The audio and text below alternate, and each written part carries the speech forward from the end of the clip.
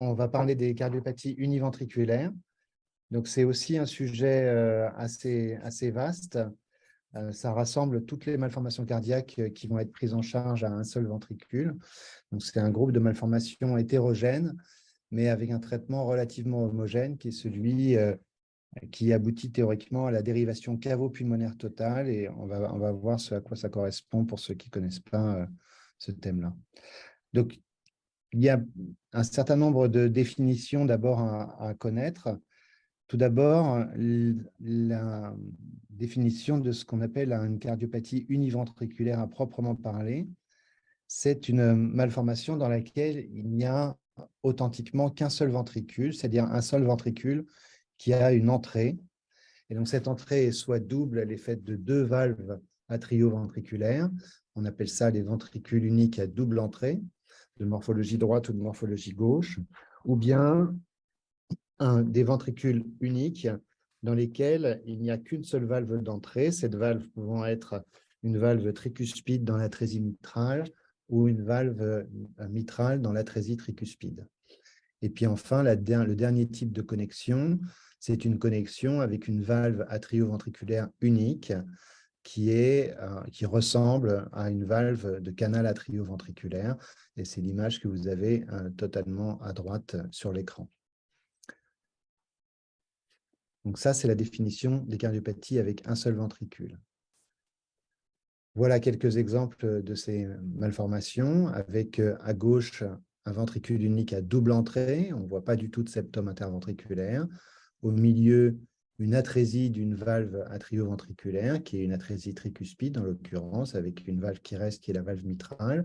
On voit tout de même qu'il y a un petit reliquat de ventricule droit parce qu'il y a une communication interventriculaire qui a permis de le faire se développer en partie pendant la vie fœtale, mais il n'y a pas d'inlet à proprement parler.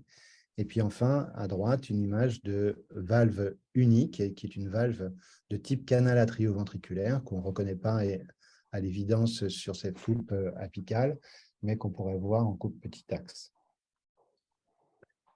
Voilà le type de malformation qu'on peut voir. Ici, deux exemples d'atrésie tricuspide. Des exemples d'atrésie tricuspide avec une où à gauche, il y a un ventricule droit qui est extrêmement petit, une petite communication interventriculaire, souvent une hypoplasie ou une sténose de la voie d'éjection pulmonaire. Et puis, à droite, une autre forme avec une CIV qui est cette fois-ci large et le plus souvent pas d'obstacle. Et donc, bien sûr, ces cardiopathies portent le même nom, mais elles ont des physiologies qui vont être différentes, puisque pour la première, ça va être une physiologie d'obstacle pulmonaire avec une cardiopathie univentriculaire, et pour l'autre, une physiologie d'hypertension pulmonaire sans obstacle à l'éjection vers l'artère pulmonaire. Il y a bien sûr d'autres variants de cette malformation. La deuxième définition des cardiopathies univentriculaires, c'est celle des malformations pour lesquelles on ne pourra pas aboutir à une réparation à deux ventricules. Et nous avons vu hier, par exemple, que les ventricules droits à double issue avec des CIV qui ne sont pas en rapport avec l'une ou l'autre des voies d'éjection, les CIV non committed, seraient pris en charge finalement comme des cardiopathies univentriculaires. Mais il y a bien d'autres situations qui vont aboutir à ce type de stratégie de prise en charge. Par exemple, des patients qui ont des communications interventriculaires multiples, larges, telles que prévoir de faire une septation interventriculaire n'est pas possible. Et à ce moment-là, on va avoir une stratégie univentriculaire chez ces patients-là, même s'ils ont anatomiquement deux ventricules communiquant par des CIV multiples. Il y a un autre groupe qui sont les hypoplasies des ventricules, c'est-à-dire que le ventricule est présent, mais il a une entrée, une valve mitrale pour le gauche, une valve tricuspide pour le droit, mais l'une ou l'autre de ces valves est trop petite et le ventricule ne s'est pas suffisamment développé et ne pourra pas assurer sa fonction de ventricule droit ou de ventricule gauche, ce qui fait que ces patients rentreront dans le chemin de la dérivation cavo-pulmonaire totale. C'est la même chose pour les canaux atrioventriculaires déséquilibrés avec petit VG ou petit VD. Et enfin, c'est la même chose pour les anomalies des valves atrioventriculaires. Je vais vous en montrer quelques exemples. On en a vu un hier de straddling tricuspide avec l'hypoplasie du ventricule intéressé, le droit pour les straddling tricuspides, le gauche pour les straddling mitraux. Donc, en haut, vous avez l'exemple, par exemple, du straddling tricuspide et du déséquilibre progressif des ventricules. On commence par la concordance avec une CIV de l'inlet, par exemple, sur l'image de gauche. Puis, on arrive à ce qu'on appelle l'overriding, c'est-à-dire que la tricuspide s'ouvre à cheval sur la CIV. Après, le straddling, quand il y a overriding et straddling, c'est-à-dire qu'il y a un morceau de la tricuspide qui est inséré dans le ventricule gauche, l'autre morceau dans un ventricule droit qui est hypoplasique, puisque son entrée est réduite. Et puis enfin, la cardiopathie univentriculaire, il y a une sorte de continuum en fait, entre ces anomalies, overriding, straddling et ventricule unique à double entrée. Ça serait la même chose pour un straddling mitral. Voilà à quoi ça ressemble. Ici, donc, l'overriding, vous voyez sur l'échographie qu'il y a effectivement deux valves atrioventriculaires et un ventricule qui est vaste. Là, croyez-moi sur parole, c'est un ventricule gauche. Et puis un ventricule qui est plus petit, une large CIV de l'admission ou de l'inlet et la tricuspide qui regarde, quand elle s'ouvre, la crête de la CIV. Une forme ici plus marquée avec la même chose, deux valves atrioventriculaires et une des valves qui s'ouvre à cheval sur la crête de la CIV, un petit ventricule droit que vous voyez sur le côté ici. Voilà, dans une forme plus extrême avec des ventricules qui sont cette fois-ci dans l'autre sens avec une cardiopathie qui ressemble à un ventricule unique à double entrée ou qui est un ventricule unique à double entrée. Donc ça, c'est ce qu'on va considérer comme, je ne vous montre pas tous les exemples parce que ça serait refaire beaucoup de cardiologie congénitale, mais c'est tous les exemples que je vous ai donnés. Donc, dans les classifications des malformations cardiaques, et en particulier dans la classification qu'on utilise assez souvent dans notre groupe, et qui est la classification anatomoclinique ACCHD, alors, on va rassembler dans le groupe des cardiopathies fonctionnellement univentriculaires toutes ces malformations sans tenir compte de leur anatomie, mais en tenant compte uniquement de leur destin de prise en charge médico-chirurgicale. Un petit mot sur le diagnostic prénatal dans la région parisienne. Donc, il y a vraiment une spécificité à la fois des pratiques françaises et aussi une spécificité régionale liée à la sociologie de la population dans la région. Alors, on voit que sur cette image, cette diapositive, il y a plusieurs informations. À gauche, c'est l'ensemble du diagnostic prénatal, donc, dans cette série qui s'appelle EpiCard. La première des choses, c'est que les cardiopathies univentriculaires, de façon générale, donc fonctionnellement univentriculaires, sont associées à des anomalies des chromosomes dans environ 15% des cas ou un peu plus. Et donc, on prescrira chez ces patients, chez ces fœtus, si les parents le souhaitent, une amniosynthèse pour savoir s'il y a une anomalie chromosomique associée.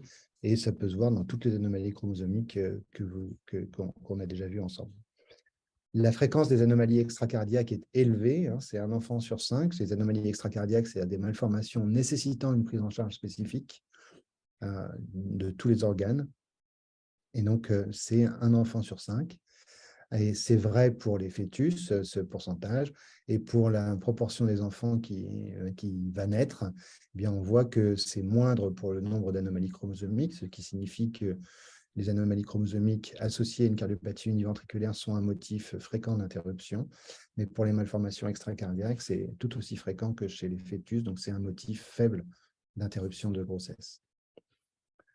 Si on regarde maintenant ce qui se passe en termes de diagnostic des cardiopathies univentriculaires pendant la vie fœtale, eh bien, on voit que la proportion de diagnostic est très élevée, puisque c'est 92%, c'est quasiment la plus importante. Les autres anomalies qui sont les anomalies complexes des jonctions atrioventriculaires sont aussi diagnostiquées parce que ça se voit sur une coupe 4 cavités. Ça ne nécessite pas d'expertise des coupes des gros vaisseaux pendant la vie fœtale.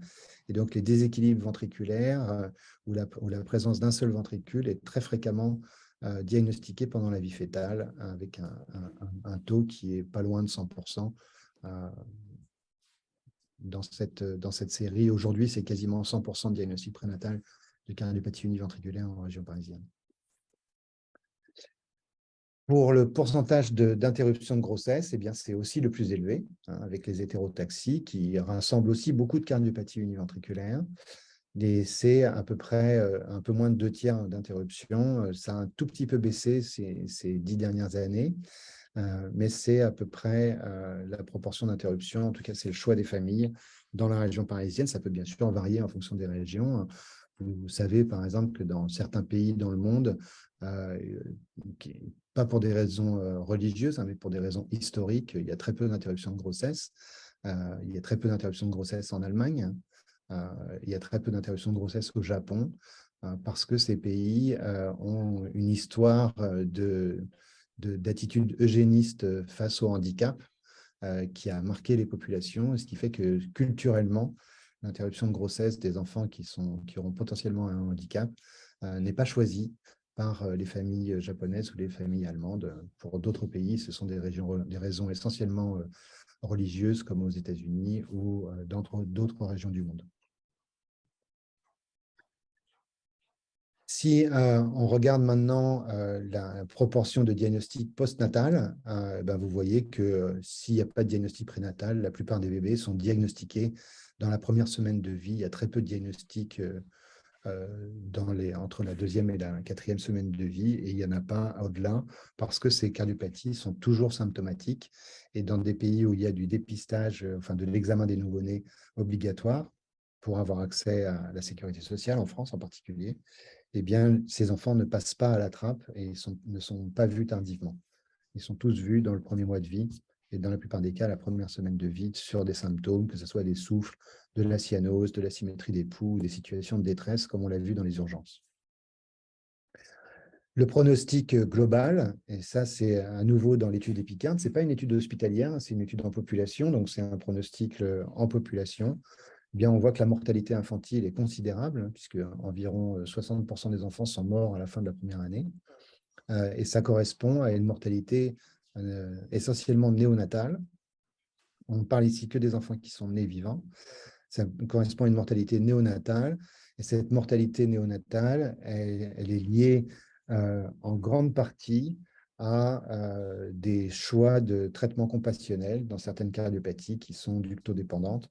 Et donc, les parents n'ont pas souhaité interrompre la grossesse pour des raisons qui leur appartiennent, mais choisissent de ne pas s'engager dans le programme difficile qu'on va évoquer aujourd'hui, ce qui fait que la mortalité globale des cardiopathies univentriculaires à 1 an est considérable et qu'il y a très peu de survivants au-delà de 1 an, puisque ça va faire à peu près 80% des cardiopathies univentriculaires qui seront mortes soit en ayant été interrompues, soit en étant accompagnées de façon compassionnelle pendant le premier mois de vie.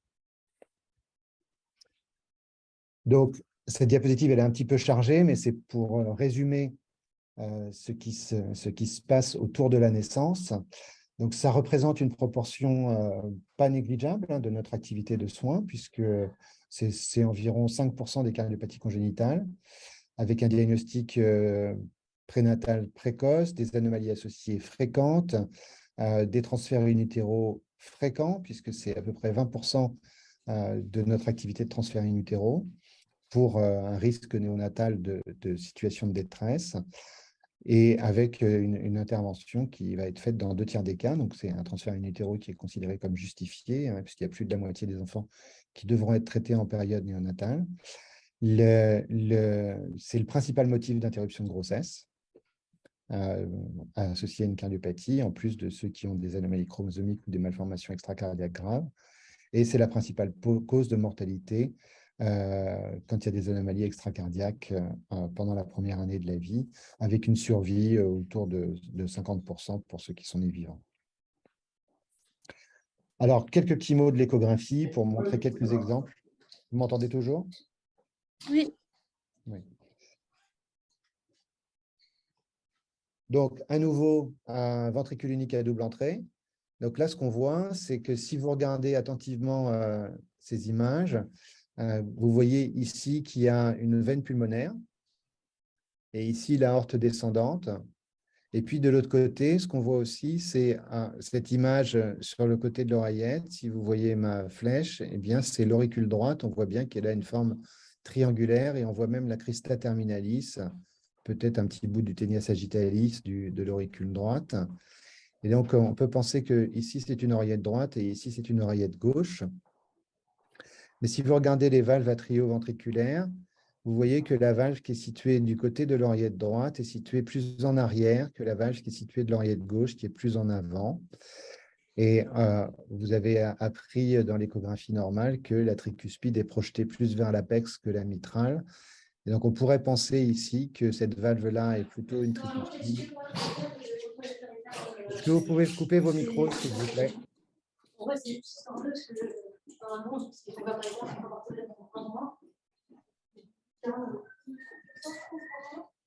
Attendez, je vais régler un problème parce que ce ne peut pas être vous qui avez un micro.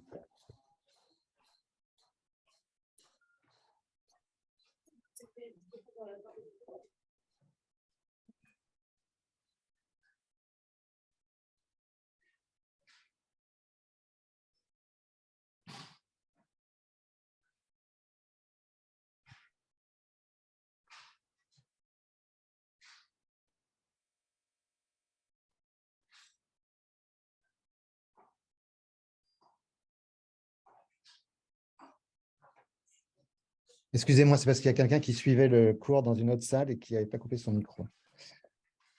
Donc, si je reviens à la diapositive précédente, donc ce qu'on voit ici, c'est que la tricuspide serait du mauvais côté par rapport à l'oreillette gauche et la mitrale, bien sûr, de l'autre côté, faisant suite à une oreillette de morphologie droite. Donc, on pourrait dire discordance atrio-ventriculaire. En fait, on ne va pas s'exprimer comme ça parce qu'il n'y a qu'un seul ventricule. Donc, on ne peut pas utiliser le terme de discordance atrio-ventriculaire. Et c'est là où la classification segmentaire de Van Prague va trouver toute sa place, puisque si le cœur est en situs solitus, on va dire S. Et si il y a cette morphologie avec une tricuspide qui est plutôt en face de l'oreillette gauche et une mitrale plutôt en face de l'oreillette droite, eh bien, le deuxième terme sera L. Et donc, on va dire SL, et ensuite, l'anatomie des gros vaisseaux nous dira si c'est SLL ou SLD. En fait, quand on regarde en petit axe ce même patient, vous voyez les valves qui s'ouvrent ici, et ces valves se ressemblent étrangement, puisque la valve qui est située en haut a 3 morceaux, un ici et un autre ici. Donc, on pourrait penser qu'elle est tricuspide. Et ça ressemble beaucoup à une valve tricuspide. Mais celle qui est de l'autre côté a aussi un feuillet mural, une hémivalve antérieure et une hémivalve postérieure. Donc, elle est aussi en 3 morceaux. Donc, on pourrait l'appeler une mitrale avec une fente. En gros, dans les malformations de ce type-là, on va parler de la valve atrioventriculaire gauche et de la valve atrioventriculaire droite, et on ne leur donnera pas de nom. Voilà ici une cardiopathie univentriculaire avec une seule valve atrioventriculaire. Donc, il y a déjà eu la palliation par la dérivation totale, c'est ce qui explique l'image ronde en arrière du massif atrial. Et donc, ça ressemble à un canal atrioventriculaire avec une seule valve AV. On peut penser qu'il y a 2 ventricules, mais vous voyez que la CIV est immense et les vaisseaux sont plutôt situés par là. Donc, c'est la raison pour laquelle on ne l'a pas réparé, parce que c'est un VDDI CAV avec CIV non-committed. Voilà une atrésie mitrale. Je vous ai déjà montré tout à l'heure une atrésie tricuspide. Donc, on voit que la valve mitrale est fermée, il n'y a pas de ventricule gauche, il y a une valve tricuspide de l'autre côté. Et comme dans toutes les cardiopathies où il y a une atrésie mitrale, l'oreillette gauche est beaucoup plus petite que l'oreillette droite et on voit à peine le foramen ovale, puisque je vous rappelle que physiologiquement, il est naturellement petit. Voilà ce que j'évoquais tout à l'heure en évoquant les déséquilibres ventriculaires. Il y a effectivement dans les 2 cas ici une valve mitrale minuscule qu'on voit à peine s'ouvrir à gauche, un petit peu plus vaste à droite. Mais on voit que dans les 2 cas, le ventricule gauche qui est présent est tout petit, donc il y a bien 2 ventricules, mais ils sont tellement disproportionnés qu'il n'est pas envisageable d'utiliser le ventricule gauche pour assurer la perfusion de l'aorte, voire de l'artère pulmonaire. Voilà à nouveau un exemple d'hypoplasie mitrale sévère, avec cette fois-ci un ventricule gauche qui est tout petit et dont la paroi interne est hyper échogène, avec de la fibroélastose que vous retrouvez aussi sur l'image d'anatomie pathologie, avec un ventricule gauche qui est ici plutôt très musclé, ce qui veut dire qu'il il a dû pousser contre un obstacle aortique et avec une valve aortique qui est peut-être extrêmement rétrécie, comme dans une sténose aortique. C'est pour ça qu'il est devenu très hypertrophié. Donc, on peut regrouper toutes ces anomalies sous le vocable hypoplasie du cœur gauche, mais ce n'est pas le syndrome d'hypoplasie du cœur gauche typique dans lequel on a atrésie mitrale et atrésie aortique. C'est des hypoplasies extrêmes de la mitrale et de la valve aortique qui aboutissent en fait au même projet chirurgical. Voilà un exemple de straddling mitral. Je vous ai montré un straddling tricuspide hier. Je pense que je vais vous en montrer un autre aujourd'hui avec une valve tricuspide qui est ici. Croyez-moi sur parole, c'est une tricuspide. Et puis la mitrale, vous voyez qu'elle est insérée d'un côté dans le ventricule gauche, et puis de l'autre côté, il y a un bout de la mitrale qui va dans le ventricule droit. C'est ce qui fait que le ventricule gauche est petit, mais surtout, si on imagine de fermer la communication interventriculaire, on va être fortement gêné par la présence de la valve mitrale qu'on ne peut pas déplacer aussi facilement qu'on le ferait de la valve tricuspide. Voilà différents types d'atrésie tricuspide. Une atrésie tricuspide à gauche avec un tout petit ventricule droit qu'on aperçoit à peine, avec ce plancher valvulaire. Et puis de l'autre côté, une valve tricuspide qui est également atrétique, mais une CIV qui est plus grande, avec une valve mitrale qui est un peu curieuse, probablement fendue, qui s'insère sur la crête septale. Donc il y a des variétés morphologiques d'une même malformation. Et ça aboutit à la même chose. Voilà le parallèle entre l'échographie et l'image anatomique de l'atrésie tricuspide. Et vous voyez à nouveau que le ventricule droit est minuscule, représenté par la petite étoile ici, et que le massif cardiaque est occupé en totalité par le ventricule gauche, puisque c'est la seule entrée. Même chose que pour le ventricule gauche, on peut avoir des ventricules droits petits, avec ici un ventricule droit qui est présent, qui a une valve tricuspide qui est minuscule, hein, on la voit à peine, et c'est une atrésie pulmonaire à septum intact, avec un ventricule droit devenu très hypoplasique, qui a certes une entrée, mais qui n'a pas de sortie, et qui ne pourra jamais être utilisé pour assurer le travail du ventricule droit. Et puis, comme je vous le disais, straddling tricuspide, avec ici donc, une mitrale et une valve tricuspide insérée en partie dans un ventricule droit tout petit, mais pour la majeure partie de la valve tricuspide, elle est insérée dans le ventricule gauche, ce qui fait qu'il y a ce déséquilibre ventriculaire sévère et qu'on va aller vers une dérivation totale. Donc ça, c'était les voies d'entrée avec les déséquilibres ventriculaires. Maintenant, regardons les voies de sortie. Donc la voie de sortie, elle a là aussi des anatomies extrêmement variables. Toutes les anatomies sont possibles, toutes les positions des vaisseaux sont possibles en fonction du type de malformation. Et donc, vous voyez que cette fois-ci, sur cette coupe en OAD sous-costale qu'on a déjà vu hier pour le ventricule droit à double issue, on voit les deux vaisseaux qui sortent. Il y en a un qui sort directement de la cavité ventriculaire, qui est une cavité ventriculaire unique, et l'autre qui sort au-dessus d'une sorte de micro-cavité qu'on appelle la cavité accessoire et qui communique avec la cavité principale par ce qu'on appelle soit une communication interventriculaire, mais c'est difficile d'appeler ça un ventricule, soit on appelle ça le foramen bulbo-ventriculaire. Et donc, bien sûr, toute la physiologie de ce patient va dépendre de la qualité des voies d'éjection en termes de perméabilité, c'est-à-dire est-ce que ça va librement par ici ou librement par là, est-ce qu'il y a un obstacle ici ou là ou un obstacle sur les deux, et ça va déterminer la physiologie néonatale de la malformation en fonction du fait que ici c'est l'aorte et ici l'artère pulmonaire ou que c'est l'inverse. Bon, cette image, c'est plus difficile à voir. Donc, même chose ici, on voit les deux vaisseaux. Vous voyez qu'on en voit un en avant, puis vous allez voir l'autre qui va apparaître plus en arrière, ici, un là, un là. On a l'impression que ces deux vaisseaux ont une course parallèle, donc ils seraient dans une position de transposition des gros vaisseaux. On voit qu'il y a un rétrécissement sur le vaisseau qui est postérieur. En fait, ce rétrécissement, c'est un cerclage de l'artère pulmonaire qu'on a mis pour protéger les poumons. Donc, l'artère pulmonaire est en arrière.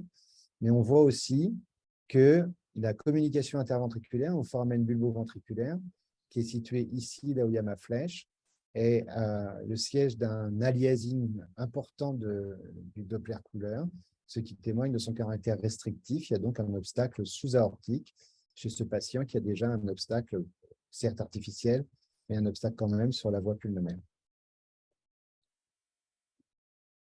Dernier exemple d'échographie, c'est celui d'une malformation compliquée qu'on appelle le criss-cross. Il y a deux ventricules, deux valves AV, deux vaisseaux, mais les valves se croisent. Et donc, si vous regardez attentivement l'échographie de gauche, vous allez voir ici une valve, voilà la première, et puis la deuxième, quand on bascule, on voit la deuxième qui croise. Vous allez voir un schéma, et le signe le plus facile pour faire ce diagnostic, c'est de voir une valve de façon longitudinale, celle-ci, qui s'ouvre comme si c'était une cavité, et vous voyez l'autre comme si elle était en face. Et c'est ça qui va faire le diagnostic de criss-cross dans la plupart des cas.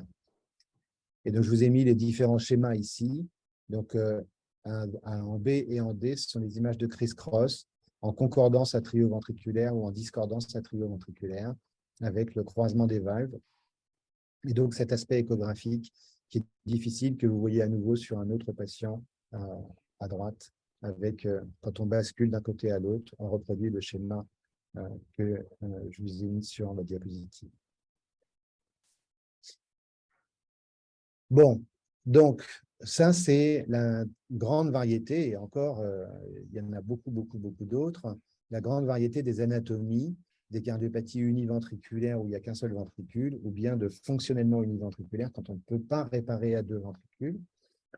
L'objectif, c'est d'aboutir à dériver l'ensemble du sang non oxygéné venant des veines caves dans les poumons, en court-circuitant le cœur, c'est-à-dire en faisant fonctionner le circuit sans moteur ventriculaire et en faisant en sorte que le sang s'écoule en fonction des résistances depuis le système cave vers les artères pulmonaires, en traversant les capillaires, puis les veines, et en rentrant finalement dans l'oreillette gauche ou oreillette systémique pour continuer son chemin vers le ventricule unique, puis l'aorte.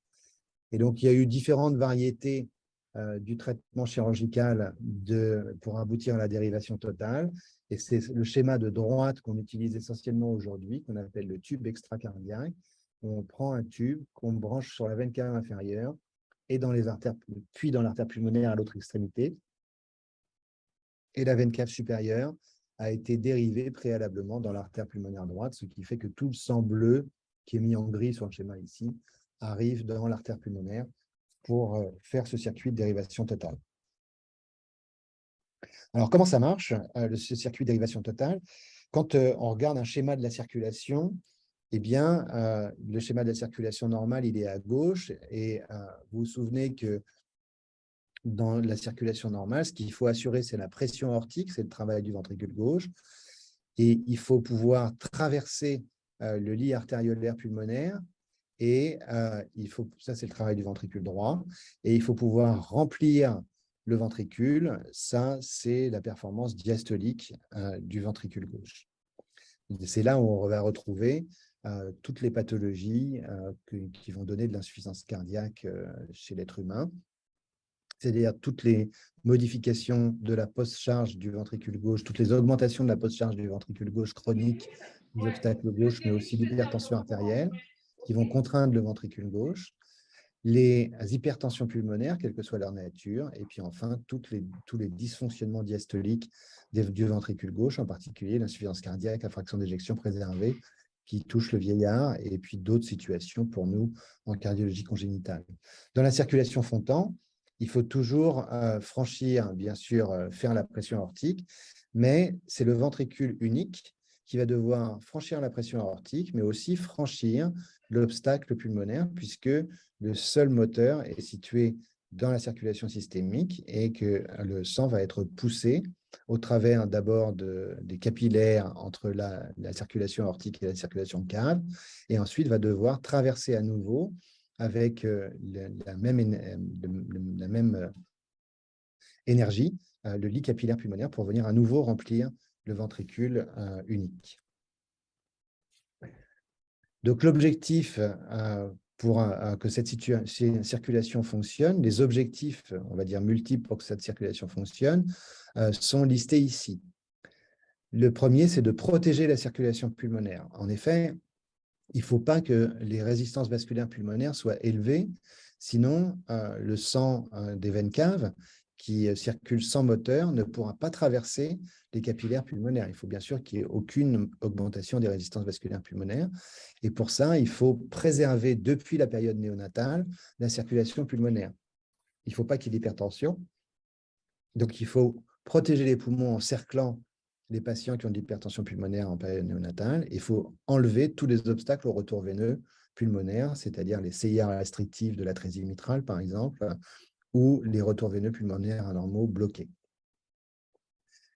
Il faut que le débit pulmonaire soit calibré pendant les premières semaines, les premiers mois de la vie, pour permettre une oxygénation correcte et aussi aux artères pulmonaires de se développer, c'est-à-dire de croître correctement. Et donc, pour ça, on va avoir besoin d'alimenter des artères pulmonaires s'il y a une atrésie valvulaire pulmonaire, par exemple, ou si on a besoin de mettre un conduit entre le ventricule unique et l'artère pulmonaire, il faut que celui-ci apporte suffisamment de sang pour faire grandir les artères pulmonaires, oxygéner l'enfant, mais il ne faut pas qu'il crée d'hypertension pulmonaire. Donc ça va être des choses délicates à calibrer chez les nouveau-nés. Il faut impérativement préserver la fonction du ventricule unique ou des ventricules, quand il y en a deux, et empêcher que les valves fuient, parce que si les valves fuient, ça va être responsable à terme d'une hypertension pulmonaire post-capillaire et qui va compromettre la circulation fontan. Donc, pour préserver la fonction des ventricules, il faut que la post-charge soit en permanence normale. Il faut donc qu'il n'y ait aucun obstacle à l'éjection du ventricule unique. Pas de coarctation, pas d'obstacle aortique ou sous-aortique. Il faut qu'il y ait peu ou pas de surcharge diastolique.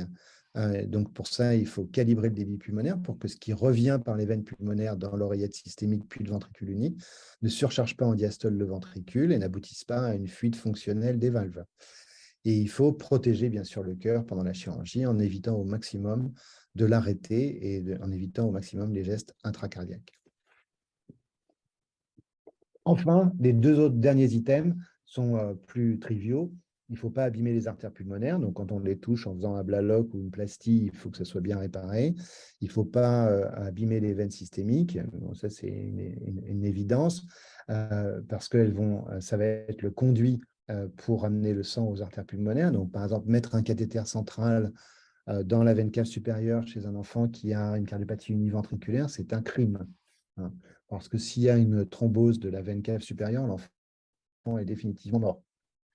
Donc, ce genre de geste imbécile doit être pourchassé dans les services de cardiologie congénitale et dans les réanimations et les néonatologies pour éviter qu'on ait ce type de complications effroyables qui condamnent un enfant au bout de quelques jours parce qu'il y a quelqu'un qui n'a pas été capable de mettre une veine périphérique ou de piquer dans une fémorale. Et de la même façon, il faut éviter de rentrer dans le cœur en limitant les cicatrices atriales et surtout ventriculaires.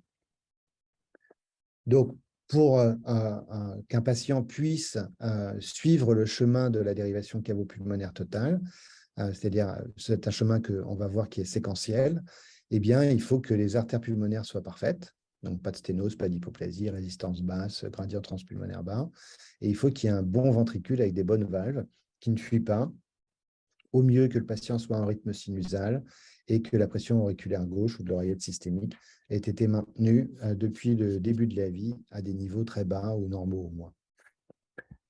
Et donc, c'est pour ça que, et je fais beaucoup de raccourcis dans ce cours, il y a des situations qui sont considérées comme moins bonnes que d'autres.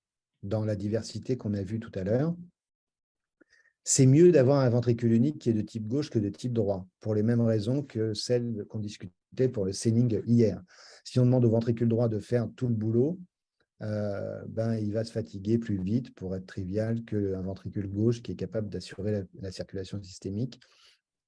Et c'est encore pire quand c'est un ventricule de morphologie indéterminée, comme on le voit dans les hétérotaxies. Le corollaire de ça, c'est que c'est mieux d'avoir une mitrale qu'une tricuspide, qu'une valve de CAV qui fuit souvent.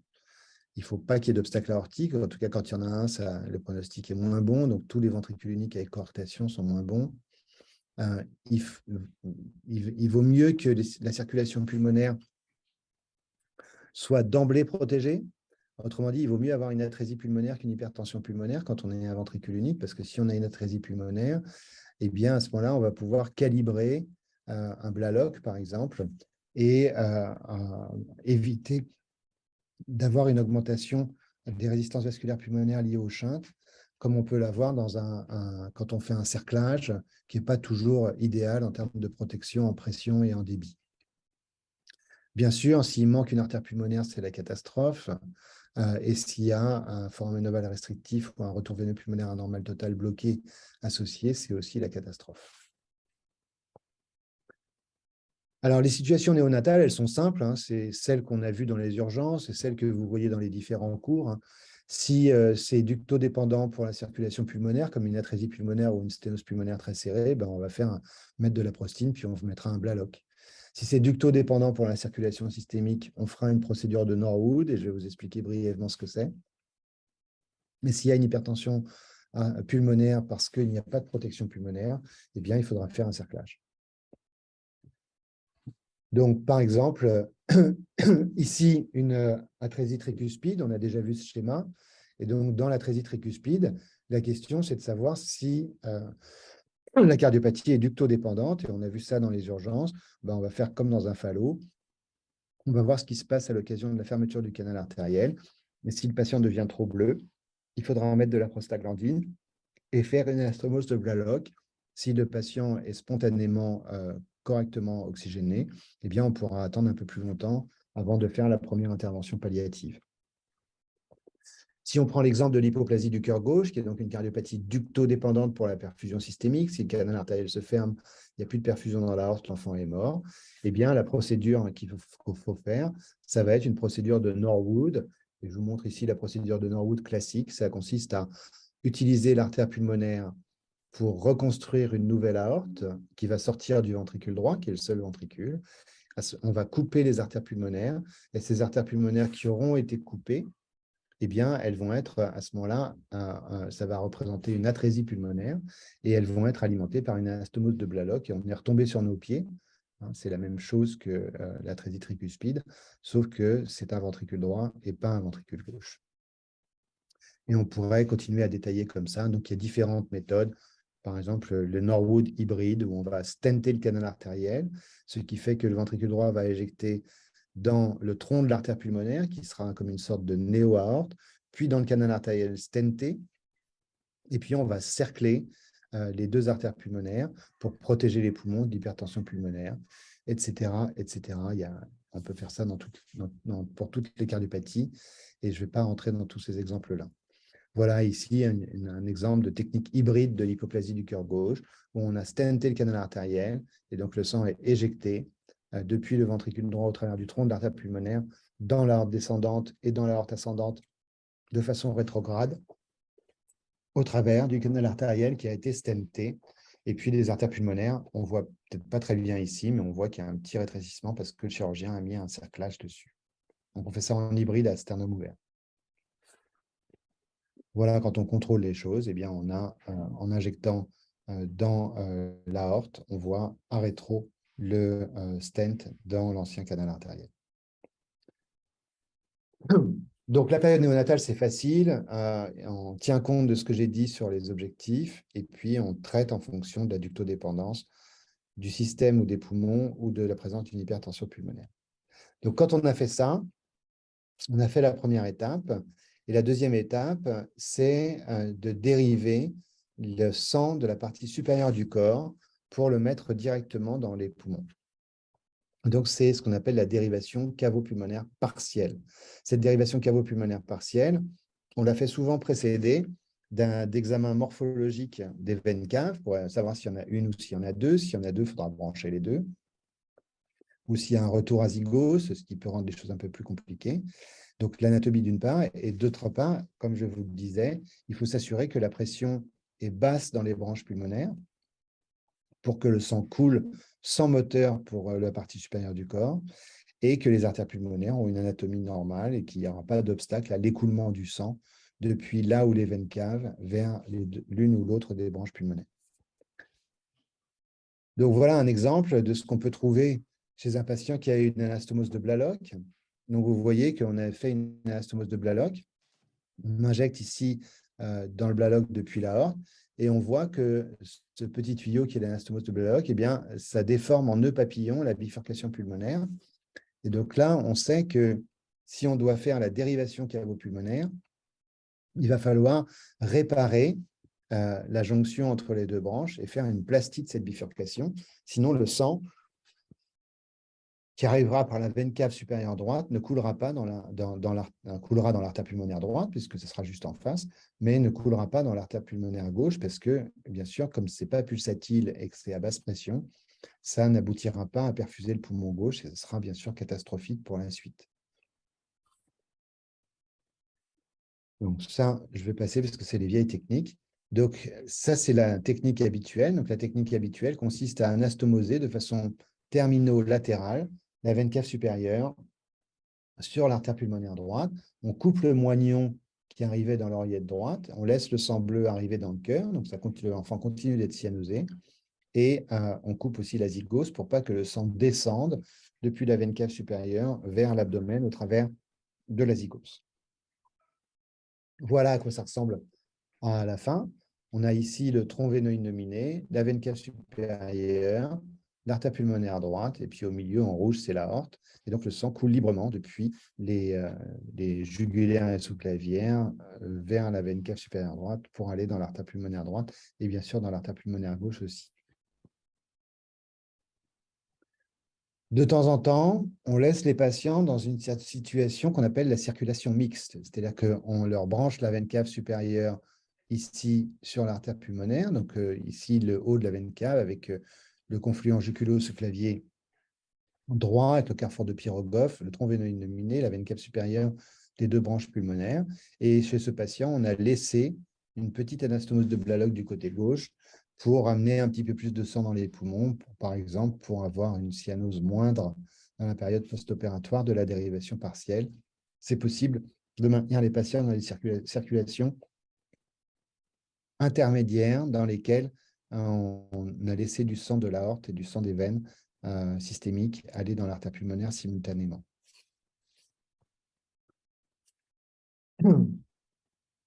Voilà un exemple de ce qu'on peut voir avant le troisième temps. Le troisième temps chirurgical, c'est la dérivation cavo-pulmonaire totale, qu'on appelle aussi dérivation de type Fontan, puisque ça a été inventé par M. Francis Fontan il y a maintenant bien longtemps, un peu plus de 40 ans.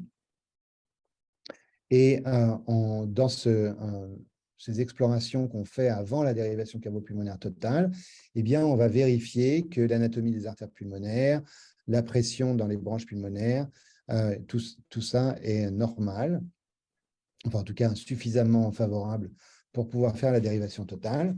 Il faut que le ventricule unique marche bien, qu'il n'y ait pas de fuite, que la pression dans l'oreillette soit basse, etc., etc. Et on peut trouver par exemple ce genre de situation. On injecte dans la veine cave supérieure, en haut ici, on voit bien l'anastomose qui est belle, il n'y a pas de sténose de l'anastomose. L'artère pulmonaire droite est de beau calibre et l'artère pulmonaire gauche est toute petite. Et donc ça, c'est la catastrophe. On ne peut pas aller vers le troisième temps qui va consister à dériver le sang de la veine cave inférieure vers l'artère pulmonaire parce que le sang ira que dans l'artère pulmonaire droite, donc quasiment sur un seul poumon. Il faut passer par une étape intermédiaire qui a pour objectif de faire grandir l'artère du poumon gauche. Ça, c'est très important à dire aux parents, c'est que le programme, c'est un programme théorique en 3 étapes, mais en tout cas dans notre unité, pour des raisons diverses et variées, la moyenne des interventions de chirurgie à cœur ouvert est de 5 avant d'arriver à la dérivation cavo-pulmonaire totale, qui est la 5e. Donc beaucoup d'enfants sont opérés plus que 3 fois. Et donc chez ce patient, par exemple, eh bien, on met un Blalock du côté gauche, on fait grandir l'artère pulmonaire. On a clippé l'origine, bien sûr, pour pas que ce soit en compétition avec l'autre. Et le fait de mettre un Blalock fait grandir l'artère pulmonaire gauche et ça nous permet de faire la dérivation après, dans des meilleures conditions, avec ici toujours la dérivation supérieure, l'artère pulmonaire droite et ici le montage cavo-pulmonaire inférieur, comme je vous l'ai montré sur le schéma tout à l'heure, qui débouche dans une artère pulmonaire gauche qu'on a bien fait grandir avec l'anastomose de Blalock. Lors de cette évaluation, avant la dérivation cavo-pulmonaire totale, on va aussi rechercher une complication ou des complications. Et ces complications sont, par exemple, la présence de collatérales qui se développent. La circulation est non pulsée dans les poumons, éventuellement elle est ralentie, elle est insuffisante pour alimenter les poumons sur le plan nutritionnel. Et donc, l'organisme, entre guillemets, développe des collatérales pour venir alimenter le poumon et éventuellement suppléer aussi à l'oxygénation pour certaines structures. Et ici, on voit des collatérales qui naissent de la mammaire interne droite et qu'on ferme avant l'intervention. On peut voir aussi des collatérales veineuses. Si la pression veineuse est augmentée, c'est-à-dire que la dérivation cavo-pulmonaire partielle coule mal, à ce moment-là, l'enfant va développer une circulation collatérale.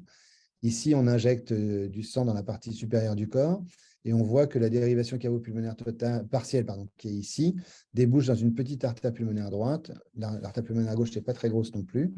Et surtout, il y a eu une reperméabilisation d'une veine cave supérieure gauche qui arrive dans le cœur et qui, bien sûr, va augmenter la cyanose, puisque ça va se mettre après aller directement dans l'aorte que vous voyez apparaître. Et donc, on a fermé chez ce patient cette veine anormale, mais en la fermant, on fait un pari, c'est que la situation va aller dans la bonne direction, puisque si cette veine s'est développée, c'est parce que la pression était trop forte dans le montage cavo-pulmonaire. Autrement dit, il était déjà dysfonctionnant. Donc, on peut le fermer pour faciliter la dérivation partielle et totale, la dérivation totale, mais on sait déjà qu'on est dans une situation de dysfonctionnement de la circulation de type Fontan. Le troisième type de complications à type de collatéral, fistule qu'on peut voir, ce sont les fistules artério-veineuses du poumon qui peuvent se développer dans différentes situations que je ne vais pas évoquer ici, mais qui sont une complication sérieuse, puisque comme c'est les fistules artério-veineuses du poumon, ça va donner de la cyanose, c'est-à-dire du sang plus bleu va revenir dans l'oreillette systémique, et le patient peut bien sûr en souffrir cliniquement. Et c'est impossible à fermer, puisque vous voyez que ce sont en fait des centaines ou des milliers de petites fistules dans le poumon. Et c'est véritablement un problème pour le long terme chez ces patients, parce que les choses sont souvent irréversibles. Donc, une fois qu'on a fait ce parcours, qu'on a vérifié qu'il n'y avait pas de contre-indication ou de limitation à faire la dérivation cavo-pulmonaire totale, eh bien, on fait la dérivation cavo-pulmonaire totale avec un conduit extracardiaque. Monsieur Fontan, c'est le monsieur que vous voyez là, qui était chirurgien cardiaque à Bordeaux et qui a inventé cette technique. Et donc, vous voyez qu'il y a eu quand même plusieurs inventions en France, comme la manœuvre de Lecomte et la technique de Fontan. Il y en a eu d'autres après, bien sûr. Et cette intervention a consisté en fait à brancher l'oreillette droite directement sur l'artère pulmonaire, mais elle a été abandonnée. Voilà à quoi ça ressemble au final. Vous avez déjà vu dans l'exemple de tout à l'heure, on a un tube extracardiaque. On voit très bien les bords du tube artificiel ici, qui est branché sur le tronc de l'artère pulmonaire. Et on ne voit pas la veine cave supérieure ici. Et les deux branches pulmonaires qui reçoivent le sang non pulsé exclusivement des caves. Très souvent, quand on fait une dérivation cavo-pulmonaire, on laisse ce qu'on appelle une fenêtre. C'est-à-dire on laisse un petit passage que vous voyez sur le schéma ici avec ma flèche entre le conduit et l'oreillette. Pourquoi? C'est une petite soupape de sécurité. Si la pression est trop élevée dans le conduit, le sang va aller dans l'oreillette et être aspiré par le ventricule en diastole. Et c'est ce que vous voyez sur l'image d'échographie, le conduit extracardiaque sur le bord du cœur et le petit passage avec le shunt dans la fenêtre. Très souvent, on laisse cette fenêtre parce que ça facilite la période post-opératoire en faisant cette soupape et on la ferme à cause du risque thromboembolique que ça procure. Mais le fait de fermer ou de ne pas fermer cette structure dépend des centres. En effet, il y a des centres qui disent qu'il faut garder la fenêtre parce que cette soupape permet de précharger le ventricule en évitant de passer par le lit artériolaire pulmonaire. Bon, c'est un des arguments, il y en a d'autres contre. Donc, quand on a laissé une fenêtre, il y a bien sûr un champ de droite-gauche, donc le patient conserve un peu de cyanose. Et si cette cyanose le gêne ou si on veut prévenir le risque d'embolie paradoxale, eh bien, on va fermer cette fenêtre. Et ici, c'est un exemple de fermeture avec une prothèse de type CIA. On est passé par la veine cave inférieure, on est rentré dans le petit trou que le chirurgien avait laissé, on est arrivé dans l'oreillette systémique, et puis on met dedans une prothèse de CIA, voilà, qui va venir boucher le trou, et l'histoire est terminée. Dans la plupart des cas, aujourd'hui, on ne met pas de prothèse de CIA, on met pas de prothèse, on ne traverse pas la fenestration avec un cathéter, mais on va mettre un stent couvert dans le conduit synthétique qui va venir boucher la fenêtre. Là, vous voyez la fenêtre entre le conduit extracardiaque et l'oreillette systémique. Et sur l'image numéro 2, on a mis un stent couvert et tout est bouché. Maintenant, c'est complètement étanche. Tout le sang bleu va directement dans les poumons et le patient est complètement rose. Dans les suites toujours de la dérivation cavo-pulmonaire totale, quand on voit apparaître une cyanose qui n'était pas présente ou se majorer une cyanose qui était initialement présente, ça peut être lié à la présence de la fenêtre que je viens de vous expliquer, mais ça peut être aussi lié au développement de fistules véno-veineuses qu'on a vu après la dérivation partielle, mais qui peuvent aussi se voir après la dérivation totale, et qui justifient qu'on explore de façon invasive un patient qui était initialement rose avec 98% de saturation et qui, à la consultation 6 mois plus tard, revient avec 90% de saturation pour savoir s'il a développé des fistules véno-veineuses. Et vous voyez ici, à nouveau, la reperméation d'une petite veine cave supérieure gauche qui arrive dans le sinus coronaire et qui explique que du sang bleu rejoigne la circulation systémique et donne de la cyanose chez le patient. Et donc, on a fermé cette fistule véno-veineuse, mais vous comprenez bien que si elle s'est développée, c'est parce que la pression dans le montage était peut-être anormalement élevée. Il y a parfois des fistules plus complexes, ici une fistule à partir d'une veine sous-hépatique. Donc, de temps en temps, c'est un petit peu la chasse au trésor, entre guillemets, d'identifier le site des fistules et de les fermer. Là, à nouveau, la même chose, un exemple de fistule véno-veineuse et artério-veineuse.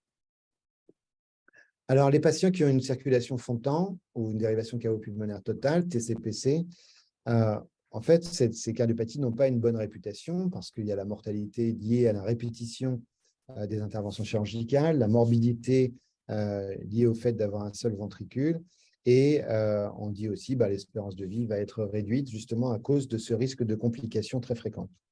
Alors, comment est-ce qu'on va suivre ces patients et qu'est-ce qu'on va chercher comme problème?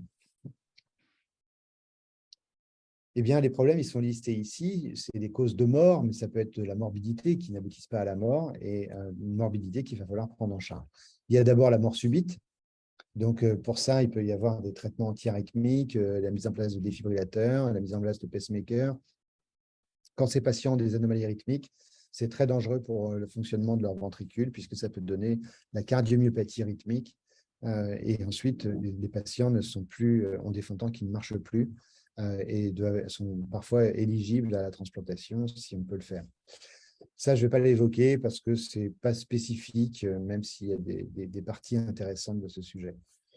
Deuxième problème, c'est l'insuffisance cardiaque. L'insuffisance cardiaque, elle est liée soit à l'incompétence du ventricule, mais elle peut être liée aussi au fait que le lit artériolaire pulmonaire est difficile à traverser, donc en quelque sorte une sorte de physiologie d'hypertension pulmonaire, ou elle peut être liée au fait que le ventricule unique a du mal à se remplir, ce qui ressemble à une physiologie d'insuffisance cardiaque à fraction d'éjection préservée, par exemple. Donc, on va discuter de la prise en charge de ça.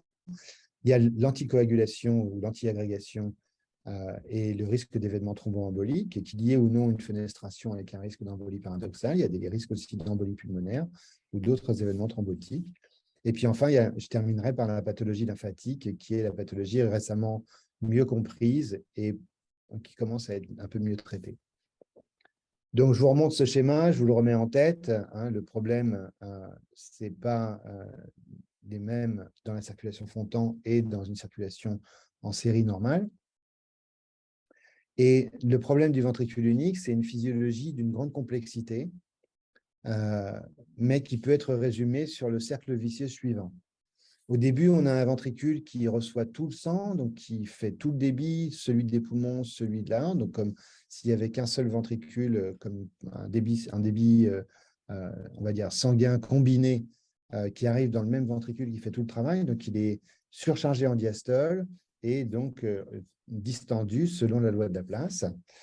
Et quand on va faire les dérivations cavo-pulmonaires, on va progressivement déprécharger ce ventricule. C'est-à-dire qu'on va lui dire, ben, c'est plus toi qui fais la totalité du débit dans les poumons, puisque on va mettre le sang dans les poumons à partir de la veine cave supérieure comme première étape, par exemple. Puis ensuite, on va faire la deuxième étape avec la veine cave inférieure. Donc, on va déprécharger ce ventricule unique. Cette réduction de la précharge, ça aboutit à une vasoconstriction. Ça, c'est de la physiologie standard. C'est toujours comme ça. Quand on fait une saignée, eh ben, on se vasoconstricte pour maintenir la pression artérielle. C'est un système de régulation physiologique qui est parfaitement décrit et connu. Et cette vasoconstriction va augmenter la post-charge du ventricule unique. Donc ça, c'est un problème. C'est-à-dire quand vous faites une dérivation cavo-pulmonaire partielle, vous diminuez la précharge, et vous augmentez la post-charge du ventricule, deux choses qui lui sont délétères. Ces deux choses délétères vont aboutir à un remodelage du ventricule avec éventuellement des altérations de son comportement diastolique et des altérations de sa fonction systolique. Et ceci va aboutir, en particulier pour l'altération de la fonction diastolique, à une augmentation des pressions de remplissage, donc des pressions dans l'oreillette systémique, donc des pressions dans la circulation pulmonaire. Et cette augmentation des résistances pulmonaires ou cette difficulté à franchir le lit artériolaire pulmonaire va poursuivre le mécanisme de déprécharge, de diminution de la précharge du ventricule unique. Et donc, ensuite, ça va aboutir à la diminution du débit cardiaque et finalement à la situation qu'on appelle situation de failing-Fontan ou de Fontan défaillant, qui est une situation catastrophique pour laquelle il n'y a pas d'autre issue que la transplantation d'accès difficile pour ces patients. Cette insuffisance cardiaque des cardiopathies univentriculaires, c'est donc lié, ça peut être lié à la dysfonction du ventricule lui-même, représentée par la boule violette, l'augmentation de la résistance vasculaire pulmonaire, mais pas uniquement ces phénomènes-là. On peut aussi avoir des complications thrombotiques qui vont boucher, par exemple, des artères pulmonaires ou qui vont aboutir à des complications thromboemboliques à distance. Mais dans le sujet d'insuffisance cardiaque qui nous préoccupe à l'instant, c'est surtout les embolies pulmonaires et les occlusions du lit artériolaire qui va aggraver cette insuffisance cardiaque. Et puis, la troisième composante ou quatrième composante, c'est celle de la circulation lymphatique qui peut aussi être compromise et participer à la physiologie d'insuffisance cardiaque chez ces patients. Donc, quand on a un failing-Fontan, c'est quand on a suivi ce cercle vicieux qui aboutit à l'insuffisance cardiaque, etc., il faut d'abord s'interroger sur la qualité du montage. Est-ce qu'il n'y a pas d'obstacle? Est-ce qu'il n'y a pas une artère pulmonaire bouchée? Est-ce qu'il n'y a pas des embolies pulmonaires, etc. Et il faut soigner ces problèmes.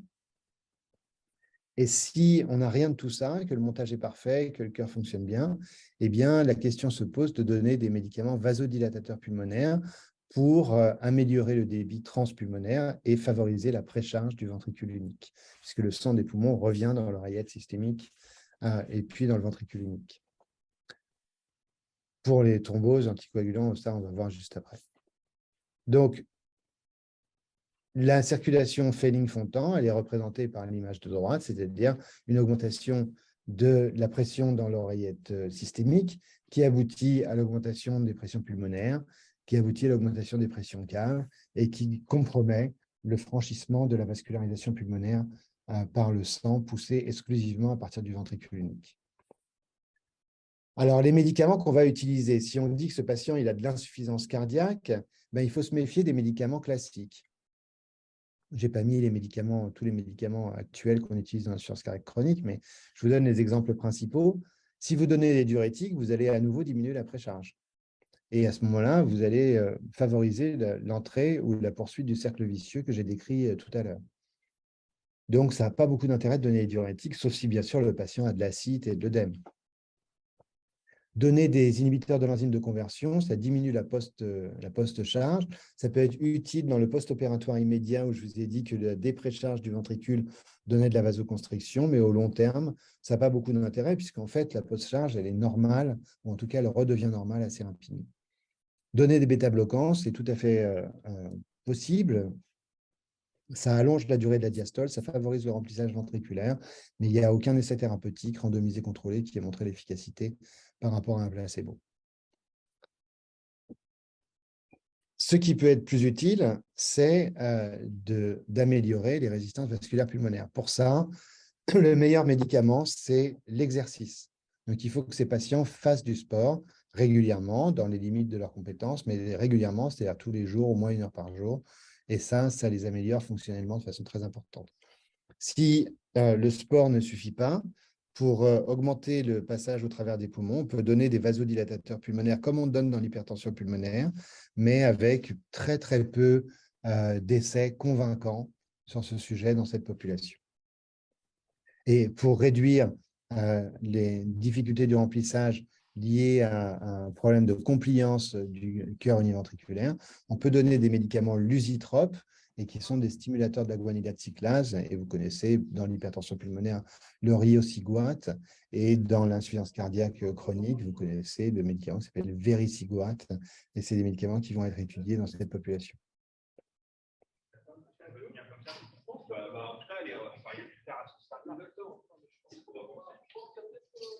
Alors, pour le traitement antithrombotique, voilà ici des images de patients qui sont des vieux patients qui ont eu un fontant, c'est parce que c'est plus visible que dans les tubes. Et donc, vous voyez ici l'oreillette qui est droite qui a été dérivée dans l'artère pulmonaire. On voit ici le sludge, c'est-à-dire cette sorte de contraste spontané, enfin, ce contraste spontané tourbillonnant dans l'oreillette. Et ici, un gros caillot dans l'oreillette droite. Et puis, chez ce patient qui a un tube, une thrombose complète du tube dans la période post-opératoire précoce qui a nécessité qu'on le reprenne immédiatement. Donc, ce qu'on sait aujourd'hui des anticoagulants, et encore une fois, sans rentrer dans les détails des études parce que je vais être pris par le temps, c'est qu'il faut donner soit de la warfarine, soit de l'aspirine, soit, et ça c'est plus récent, ce n'est pas sur ma diapositive parce que l'étude n'est pas totalement rentrée dans les mœurs aujourd'hui, soit du rivaroxaban, qui sont les 3 traitements qui ont montré une efficacité équivalente dans la prévention de la thrombose. La logique serait de donner soit du rivaroxaban, soit de la warfarine, mais curieusement, ou en tout cas pour des raisons compliquées à expliquer en quelques secondes, il n'y a pas tellement de différence. Donc, on donne l'un de ces 3, mais surtout pas rien. Donc, ils doivent prendre un traitement antiagrégant ou anticoagulant au long cours. Donc, le message, c'est tout sauf rien. Je ne sais pas pourquoi je suis bloqué, mais je vais...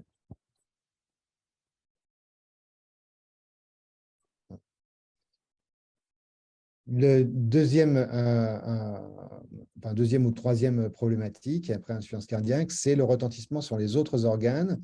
Et le principal, c'est le foie.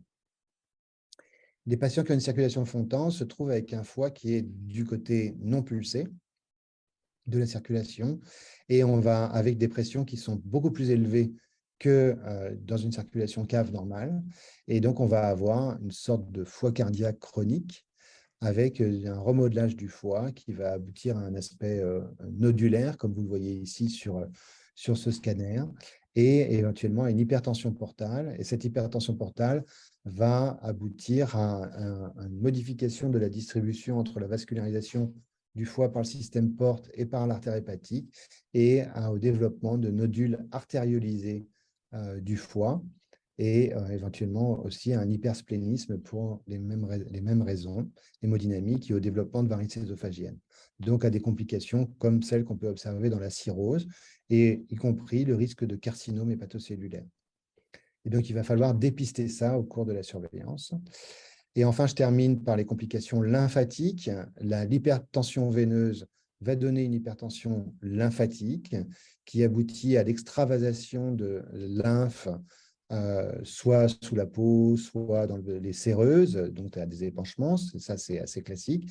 Mais ce qui est moins classique, c'est ça peut être la lymphe peut passer dans les bronches, et en allant dans les bronches, elle va coaguler au contact de l'air et mouler l'intérieur des bronches, ce qu'on appelle les bronchialcastes ou moules bronchiques, qui vont être expectorés et qui peuvent donner lieu, quand ils sont abondants ou diffus, à des situations de détresse respiratoire par obstruction bronchique, tout simplement. Et c'est lié au développement de lymphatiques médiastino et péribronchiques très importants qui vont pleurer dans la lumière bronchique. C'est la même chose pour le tube digestif. Et ici, on voit repérer à gauche, en même temps que la fibroscopie et une injection dans les lymphatiques périduodénaux en transhépatique. On injecte du bleu de méthylène et on le voit immédiatement sous la paroi, la muqueuse digestive. Et ça pleure dans le tube digestif et ça fait perdre des lymphocytes. Ça donne une lymphopénie qui est classique, qui est chronique, et une hypoalbuminémie, puisqu'on perd des protéines, une hypogammaglobulinémie, on perd des gamma-globulines et ça donne l'entéropathie exudative à terme qui peut faire souffrir terriblement ces patients qui passent leur vie à aller à la selle et à être démaciés. Aujourd'hui, on a des traitements pour ça. Je vous montre juste ici un exemple. On pique les lymphatiques périportaux par voie transhépatique et on injecte de la glu, de la colle, qui va venir boucher tous ces petits lymphatiques. Et ça améliore les patients très transitoirement, je devrais dire pas très transitoirement, transitoirement le plus souvent, mais jamais de façon définitive. Et ça peut être un motif pour les transplanter quand les entéropathies exudatives sont irréductibles malgré ce type de geste, en sachant qu'on espère qu'elles seront réversibles après, mais ce n'est pas toujours gagné. Voilà, j'ai fait un survol rapide de ce groupe des cardiopathies univentriculaires.